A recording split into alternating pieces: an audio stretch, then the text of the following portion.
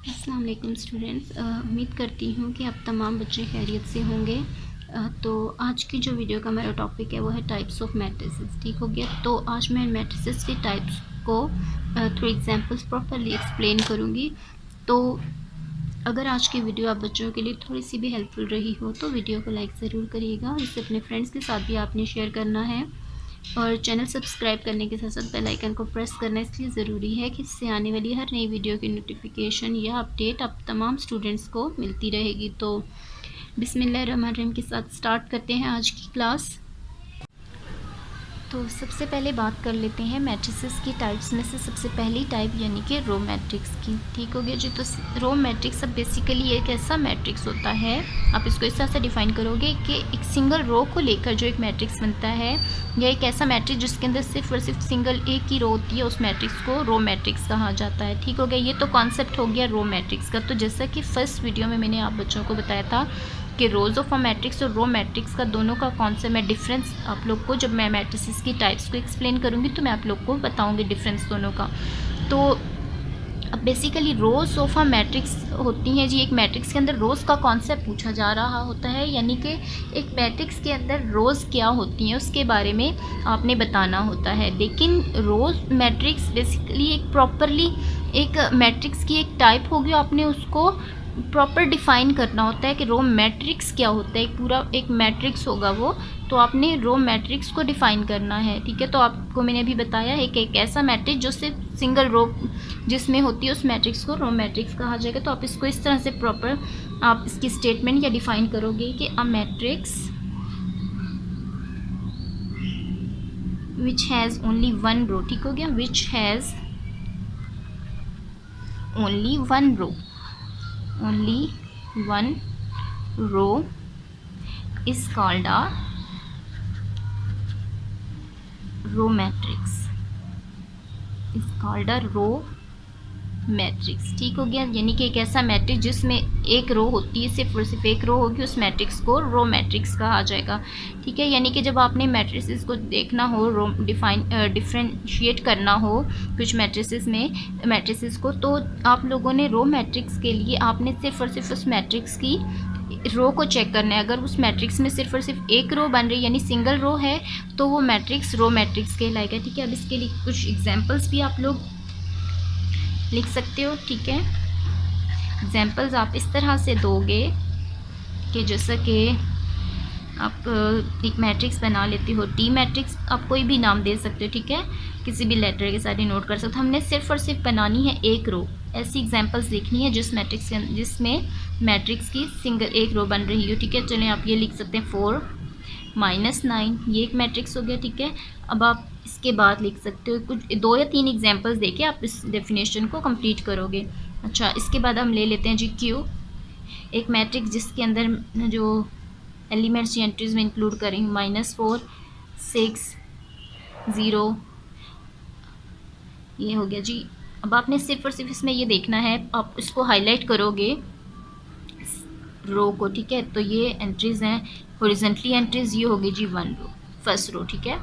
इसमें भी देखें तो एक ही रो बन रही है। यहाँ पर आपने कॉलम्स को नहीं देखा, आप लोग का कंसर्न ही नहीं है कि कॉलम्स कितने बने, आप लोगों ने सिर्फ और सिर्फ रोज को देखना है। ठीक है। तो अब आप इसको इस तरह से लिख सकते हो, हेयर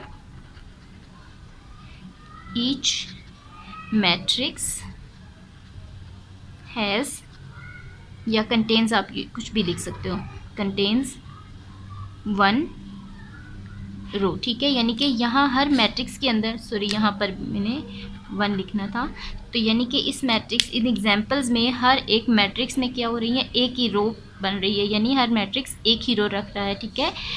पर मुश्तमिल है, या इस तरह से भी लिख सकते हो। ठीक है। तो ये हो गया जी बेसिकली रो मैट्रिक्स की को मैंने आपको डिफाइन कर दिया। अब हम बात कर लेते हैं रो मैट्रिक्स के बाद कॉलम मैट्रिक्स की। तो सेकेंड टाइप है जी कॉलम मैट्रिक्स। अच्छा, जिस तरह से मैंने आपको रोज ऑफ अ मैट्रिक्स और कॉलम मैट्रिक्स का कॉन्सेप्ट दिया, सेम इसमें भी वही कॉन्सेप्ट है कि रोज of columns of a matrix में मैट्रिक्स के कॉलम्स के बारे में उसका कॉन्सेप्ट पूछा जा रहा होता है, वो क्या होते हैं कॉलम्स, और कॉलम मैट्रिक्स में आप लोगों ने कॉलम मैट्रिक्स को डिफाइन करना है। ठीक है। तो जिस तरह से रो मैट्रिक्स में एक रो होगी, ठीक है, इसी तरह से कॉलम मैट्रिक्स भी क्या होगा, उस एक कॉलम्स पर मुश्तमिल होगा, ठीक है। अब इसको इस तरह से भी लिख सकते हैं आप, matrix consisting only one column, ठीक है, इस कॉल्ड अ कॉलम मैट्रिक्स। मैं इसी तरह से बना रही हूँ, यहाँ पर जस्ट मैं एडिशन कर रही हूँ, ओनली वन रो की जगह मैं यहाँ पर वन कॉलम लिख दूँगी, ठीक है। तो कॉलम मैट्रिक्स को आप इस तरह से डिफाइन करोगे कि a matrix which has only one column is called a column matrix, is called a column matrix, ठीक हो गया। अब आप इसके लिए भी जिस तरह से आपने रो मैट्रिक्स के लिए एग्जांपल्स दिए हैं, इसके लिए भी कुछ एग्जांपल्स के साथ इसको कंप्लीट करोगे, सही हो गया। तो अब आप इसके लिए लिख लें, जैसे कि बी मैट्रिक्स आपने सिर्फ एक मैट्रिक्स बनना चाहिए, ऐसी एग्जांपल्स देनी है, ठीक है। जैसे कि आप नोट करें यहाँ पर -9 एंड √3, ठीक हो गया। एक एग्जांपल ये हो गई। अच्छा, इसके बाद आप इस तरह से करते हैं, चलें 6 0 2 4 ये मैट्रिक्स ले लेते हैं। अब डी मैट्रिक्स बना लेते हैं इसको। चलें जी, ये हो गई एग्जांपल्स कंप्लीट। अब आप इसमें हाईलाइट करोगे कॉलम्स को, बनना एक ही कॉलम से। आप लोग यहाँ पर चेक कर सकते हो अपने वर्टिकली, जब आप इसको देखते हो तो ये एक कॉलम बन रहा है इसके अंदर। इसको भी आप जब देखते हो तो यहाँ पर भी मैट्रिक्स टी में एक ही कॉलम है, ठीक हो गया। तो यहाँ पर अब आप क्या करो, इसके लिए लिखोगे कि ईच मैट्रिक्स हैज़, इस तरह से लिखने चाहिए, contains, here each matrix contains one column, ठीक हो गया। बहुत सिंपल सी दोनों के लिए थी इसकी स्टेटमेंट। जिस तरह से आप रो के लिए करोगे, इसी तरह से सेम स्टेटमेंट आप बना लेंगे आप कॉलम मैट्रिक्स के लिए, ठीक हो गया। अच्छा, अब थर्ड टाइप है जी रेक्टेंगुलर मैट्रिक्स। रेक्टेंगुलर मैट्रिक्स की डेफिनेशन इस तरह से होगी जी कि a matrix in which the number of rows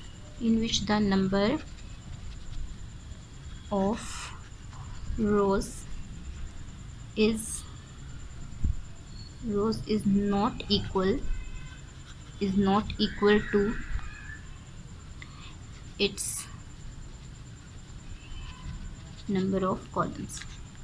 Its number of columns is called a rectangular matrix. Is called a rectangular matrix, ठीक हो गया स्टूडेंट्स। अब इसको आप इस तरह से एक ये डेफिनेशन भी आप लिख सकते हो और इसकी एक और भी डेफिनेशन है। दोनों में से आप लोग को जो बेहतर लगे, जो इजी लगे, आप लोग उसको रेक्टेंगुलर मैट्रिक्स के लिए लिख सकते हो, ठीक है। तो आप इसको इस तरह से लिखेंगे, a matrix is called a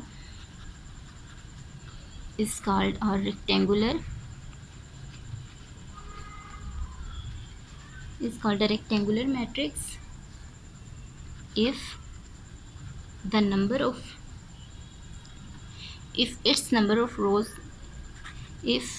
its number of rows is not equal to its number of columns, is not equal to its number of columns,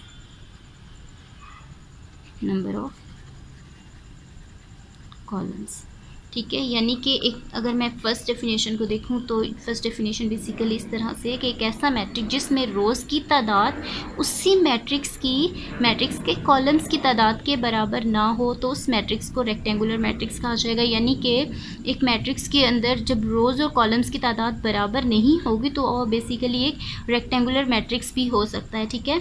जब आप लोग को फॉर एग्जांपल रेक्टेंगुलर, स्क्वायर या कुछ मैट्रिसेस में डिफ्रेंशिएट करने के लिए बोला जाए कि कौन कौन से, जब आप लोग को आइडेंटिफाई करना हो मैट्रिसेस को, तो रेक्टेंगुलर के लिए आप लोगों ने ये देखना है कि अगर एक मैट्रिक्स या जितने भी एक से ज़्यादा मैट्रिसेस होंगे उनमें रोज़ और कॉलम्स की तादाद बराबर नहीं होंगी, डिफरेंट होंगे रोज़ और कॉलम्स आपस में, तो वो मैट्रिक्स एक रेक्टेंगुलर मैट्रिक्स कहलाएगा। ठीक है, यहाँ पर भी यही सिंपल सी डेफिनेशन है, बात वही हो रही है कि मैट्रिक्स को रेक्टेंगुलर मैट्रिक्स कहा जाता है अगर उसी मैट्रिक्स की रोज़ की तादाद बराबर नहीं होगी उसी मैट्रिक्स के कॉलम्स की तादाद के, यानी कि रोज़ और कॉलम्स की तादाद जब बराबर नहीं होगी तो मैट्रिक्स एक रेक्टेंगुलर मैट्रिक्स कहलाएगा। एग्जांपल्स लिख लेते हैं रेक्टेंगुलर मैट्रिक्स के लिए।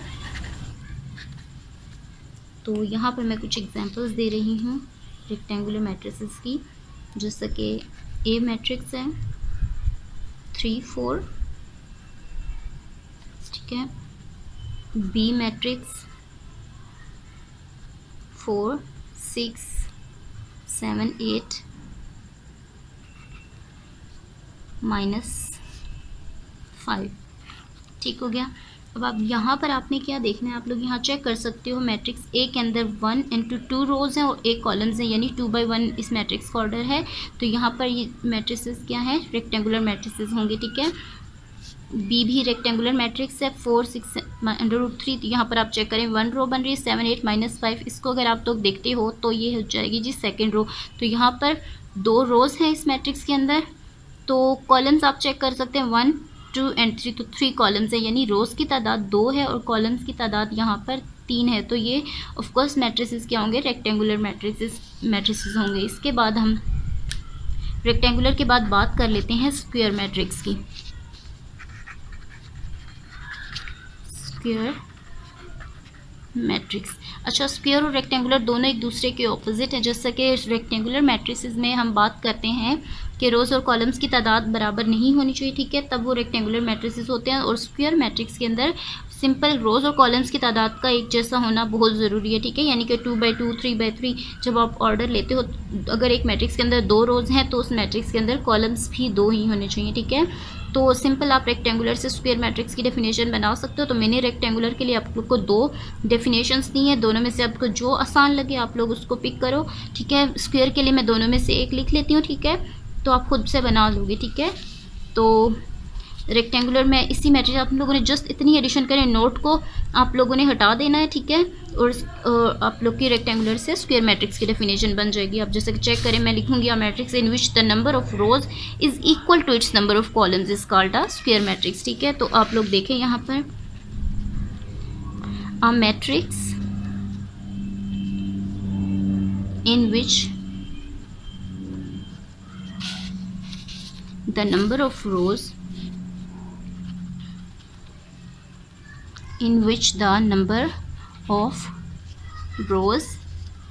is equal to its number of columns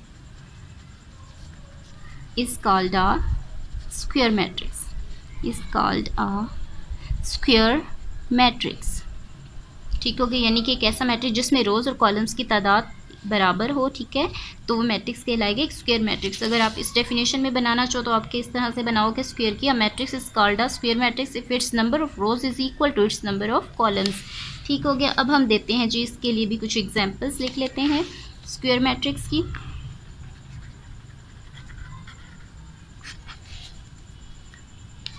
तो यहाँ पर अच्छा, अब आप इसमें हाईलाइट करना चाहें तो इट्स योर चॉइस, आप लोग कर सकते हो। जैसा कि यहाँ देखा जाए तो 1 रो, ये सेकंड रो आ जाते हैं, यहाँ पर देखा जाए तो ये आ जाता है जी फर्स्ट कॉलम। तो आप इस तरह से 2/1 इस तरह से आप लोग यहाँ पर कुछ एग्जांपल्स दे सकते हो, यानी कि ये आप प्रोमिनेंट कर सकते हो रोज़ और कॉलम्स, इट्स योर चॉइस। ठीक है, ऐसे भी एग्जांपल्स लिख दोगे तब भी ये डेफिनेशन कंप्लीट हो जाएगी।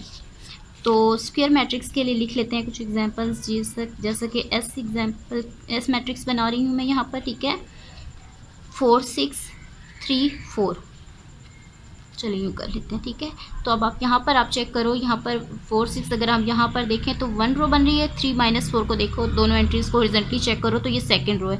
ठीक है, यहाँ 2 रोज़ हैं और देखा जाए तो यहाँ पर 2 ही कॉलम्स हैं। आप मैं इसको हाईलाइट कर देती हूँ, फर्स्ट रो सेकेंड रो। ठीक है, first column and second column, यानी कि 2 रोज़ हैं और 2 ही कॉलम्स हैं, तो एक मैट्रिक्स क्या होगा, स्क्वायर मैट्रिक्स कहलाएगा। तो यहाँ पर मैं बार बार आपको बता रही हूँ, आप लोग सिंपली यहाँ पर कुछ मैट्रिसेस लिख के एग्जांपल्स भी दे सकते हो। मैंने तो आप लोग को जस्ट यहाँ पर रोज़ और कॉलम्स को प्रोमिनेंट इसलिए किया ताकि आप लोगों को कन्फ्यूजन ना हो, ठीक है। 2 या 3 एग्जांपल्स के साथ आप लोग इसको कंप्लीट कर लिया करें। तो यहाँ पर एक और एग्जांपल दे देती हूँ मैं, चलें ये पी मैट्रिक्स बना देती हूँ मैं यहाँ पर। तो इसमें जो मैट्रिक्स इस तरह से बनाती हूँ मैं, 4 6 3 9 0 -7 2 1 5, ठीक है। अब यहाँ पर आपने ये चेक करना है कि स्क्वायर मैट्रिक्स है यानी, अगर तो ये स्क्वायर मैट्रिक्स है तो इसमें जितनी रोज़ हैं उतने ही कॉलम्स होने चाहिए। तो यहाँ पर आप देखें 1 2 3 रोज़ हैं, तो अब कॉलम्स की तादाद भी 3 ही होनी चाहिए। ये first column 4 6 0 1 second column, 3 -7 5 third column. तो यहाँ पर आपने देखा कि 3 रोज़ हैं और 3 ही कॉलम्स हैं मैट्रिक्स पी के अंदर, ठीक है। तो ये हो गया जी स्क्वायर मैट्रिक्स की डेफिनेशन कंप्लीट। नेक्स्ट मैट्रिक्स है नल और ज़ीरो मैट्रिक्स, ठीक है जी। तो इस मैट्रिक्स को आप इस तरह से डिफाइन करोगे कि अ मैट्रिक्स इन विच, कि एक ऐसा मैट्रिक्स जिसके अंदर ईच ऑफ इट्स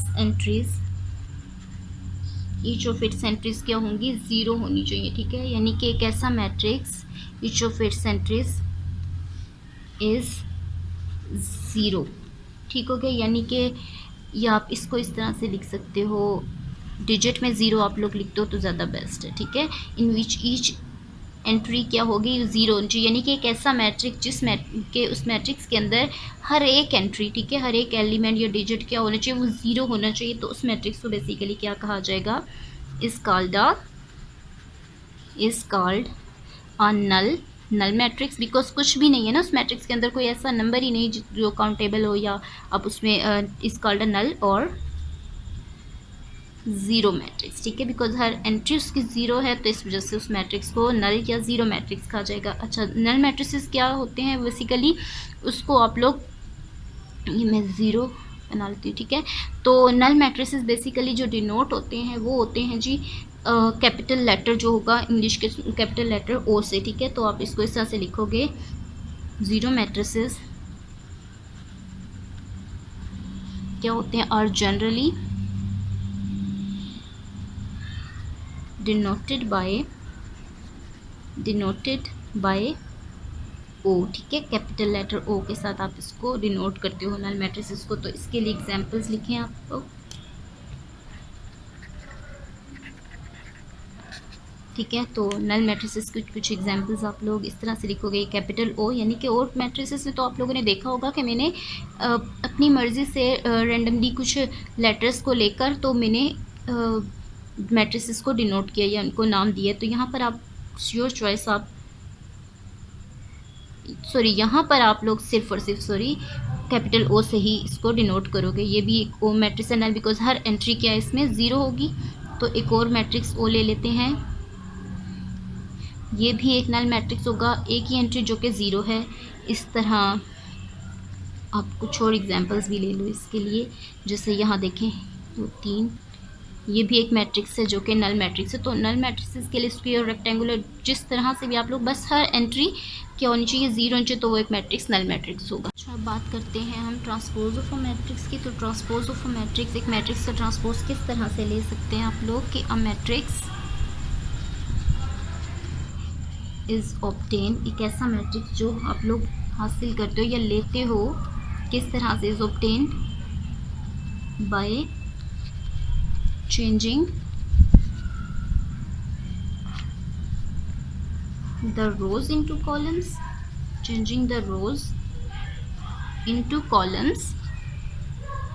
ठीक हो गया, कॉलम्स में या कॉलम्स इनटू रोज। यानी कि एक ऐसा मैट्रिक्स जिसमें आप रोज़ को कॉलम में चेंज करें या कॉलम्स को रोज़ में चेंज करें, दोनों में से आपने काम एक ही करना है, ठीक है। या आप रोज़ को कॉलम्स में चेंज कर सकते हो या कॉलम्स को आप लोग कन्वर्ट कर दो रोज़ के अंदर। तो रोज़ ऑफ अ मैट्रिक्स, एक मैट्रिक्स की आप रोज़ को कॉलम में या कॉलम्स को रोज़ में जब चेंज करते हो तो क्या कहलाता है, वो एक is called a transpose of a matrix, transpose of that matrix, यानी कि उसी मैट्रिक्स का जिसकी आपने रोज़ को कॉलम्स में या कॉलम्स को रोज़ में चेंज किया है, तो उस मैट्रिक्स को कहा जाएगा उसी मैट्रिक्स का ट्रांसपोज जो आप हासिल करोगे रोज़ को कॉलम्स या कॉलम्स को रोज़ में चेंज करके। तो इसकी एग्जांपल मैं दूंगी आप लोग को, और मैं आप लोग को वहाँ पर ये भी डिफ्रेंशिएट करूँगी कि अगर आप लोग रोज़ को कॉलम्स और कॉलम्स को रोज़ में, यानी दोनों चीज़ें एट अ टाइम कर देते तो उससे क्या फ़र्क पड़ेगा एक मैट्रिक्स पर। यानी कि यहाँ पर ये स्टेटमेंट क्यों है कि यहाँ सिर्फ और सिर्फ रोज़ को कॉलम्स में करो या कॉलम्स को रोज़ में, दोनों में से कोई ये कंडीशन वहाँ पर लगाओ आप, तो मैट्रिक्स का ट्रांसपोज मिलेगा आपको। तो यहाँ पर अगर हम लोग इस तरह से लिखते हैं कि अगर एक मैट्रिक्स कैपिटल ए कर लो, या आप लोग चले मैं कुछ और नाम दे देती हूँ यहाँ पर, अगर बी इज़ अ मैट्रिक्स, ठीक है, अगर जैसे कि एक बी एक मैट्रिक्स है, ठीक है, देन आप क्या उसका जो ट्रांसपोज होगा, देन ट्रांसपोज ऑफ बी, ठीक है, जब ट्रांसपोज लोगे किसका, बी का, क्या होगा, is denoted by B transpose, यानी कि बी की पार्ट टी आ जाएगा, यानी बी का ट्रांसपोज उसमें आप डिनोट करो, यानी किसी भी मैट्रिक्स का आप जब ट्रांसपोज लेते हो तो उस मैट्रिक्स के ऊपर टी का यहाँ पर ये स्मॉल लेटर में टी लिखोगे, तो इट मीन्स वो ये शो करेगा कि आप लोगों ने जो मैट्रिक्स अब बनाया है वो बी ट्रांसपोज का ही आंसर है, ठीक है। तो इसकी एग्जाम्पल आप इस तरह से लोगे कि जैसा कि आप लोग यहाँ देखें, एग्जाम्पल मैं लिख रही हूँ, तो मैं एक ही मैट्रिक्स की एग्जांपल देके आप लोग को मैट्रिक्स का ट्रांसपोज लेके बता दूंगी, ठीक है। तो जैसे कि आप चेक करें, यहाँ पर मैंने एक मैट्रिक्स लिखा है, डी ले लेती हूँ, ठीक है। डी मैट्रिक्स कुछ इस तरह से है, 4 5 6 7 9 0, ठीक हो गया। ये मैट्रिक्स अब आपने लेना क्या है, फाइंड ए ट्रांसपोज, यानी कि सॉरी डी ट्रांसपोज, यानी या इसका ट्रांसपोज लें। तो मैं कुछ इस तरह से इसको सॉल्व करूँगी कि सबसे पहले तो ये आ गया जी मैट्रिक्स डी में एलिमेंट्स कुछ इस तरह से है, ठीक है। अब आप लोग क्या करोगे, इसका ट्रांसपोज लोगे, ठीक है, D raise to the power 2, तो यही मैट्रिक्स अभी लिखूँगी 5 9 6 0, और उसके ऊपर जैसे कि डी के ऊपर टी लिखा है, यहाँ पर भी मैंने टी लिख देना है, सही हो गया। अब आपने क्या करना है, अब आप लोग डी ट्रांसपोज आंसर किस तरह से, मैंने कहा था या रोज़ को कॉलम्स में चेंज करो या कॉलम्स को रोज़ में, तो 4 5 6 ये रो है, इसको मैं क्या कर रही हूँ, कॉलम्स में बना रही हूँ, 4 5 6 मैं इस तरह से लिख लूँगी, ठीक हो गया। अब नेक्स्ट रो है 7 9 0, मैं यहाँ पर रो को कॉलम में चेंज करने लगी हूँ, 7 9 0 ये एक रो है, इसको मैंने वर्टिकली लिख देना है, ठीक है, 7 9 0 वर्टिकली, यानी कि कॉलम की शक्ल में लिख देना है। तो अब ये जो आंसर होगा बेसिकली ये क्या होगा, मैट्रिक्स डी का ट्रांसपोज। आप लोग देख सकते हो डिफरेंस इसमें कितना है, ठीक है। अब बात हो रही थी, मैंने आपसे कहा था कि रोज़ को कॉलम्स में, तो मैंने यहाँ पर चेंज कर दिया। अगर मैं कॉलम्स को रोज़ में चेंज कर दूँ इसी को ही, अब ये रोज़ को कॉलम्स में मैंने चेंज कर दिया, अगर इसी कॉलम को मैं दोबारा रोज़ में बनाऊँ तो आप देखें ये वर्टिकली है, ठीक है, इसको मैं हॉरिजॉन्टली लिखूँगी 4 5 6 ये चीज़ बन जाएगी। तो 7 9 0 वर्टिकली, इसको मैं हॉरिजॉन्टली लिखूँ 7 9 0, इस तरह से बन जाएगा। तो इस तरह से क्या होगा, जब आप डबल ट्रांसपोज लोगे उस तरह से तो मैट्रिक्स दोबारा से बन जाएगा, यानी क्वेश्चन दोबारा आ जाएगा। तो दोनों में से आपने काम एक ही करना है, ठीक हो गया। तो ये तो रोज़ को कॉलम्स में मैंने चेंज करके बताया। अब अगर मैं इसी क्वेश्चन को कॉलम्स को रोज़ में चेंज करते हो तो देखते हैं क्या बनता है। तो यहाँ पर देखिए ये 4 7 कॉलम है, ये वर्टिकल हॉरिजॉन्टली लिख दिया, तो ये रोज़ में इसी तरह से बन रहा है। 5 9 अगर ये कॉलम है, कॉलम को रो में बनाए तो 5 9 ये देखें हॉरिजॉन्टली, 6 0 एक कॉलम है, इसको हॉरिजॉन्टली लिखेंगे 6 0 ये देख लें, तो एक कॉलम रो में बन गया है। तो दोनों में से कोई ये एक भी काम करेंगे तो आंसर सेम ही होगा आपको का। ये हो गया जी transpose of a matrix.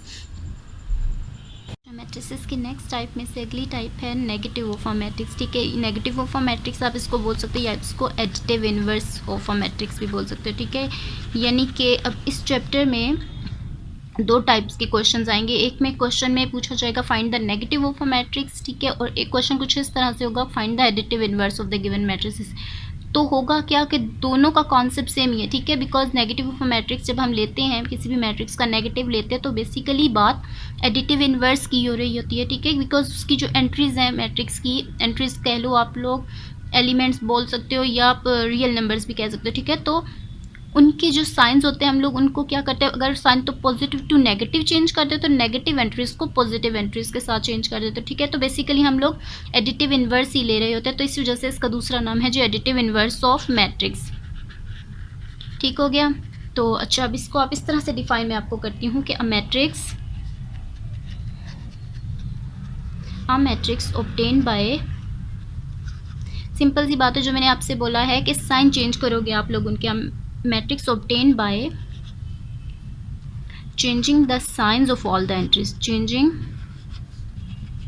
the signs of all the entries of given matrix। ठीक है, ऑफ गिवन मैट्रिक्स, जो मैट्रिक्स गिवन होगा उसकी आपने क्या करनी है, साइन चेंज कर देने हैं उन एंट्रीज के। ठीक है, तो of a given matrix is called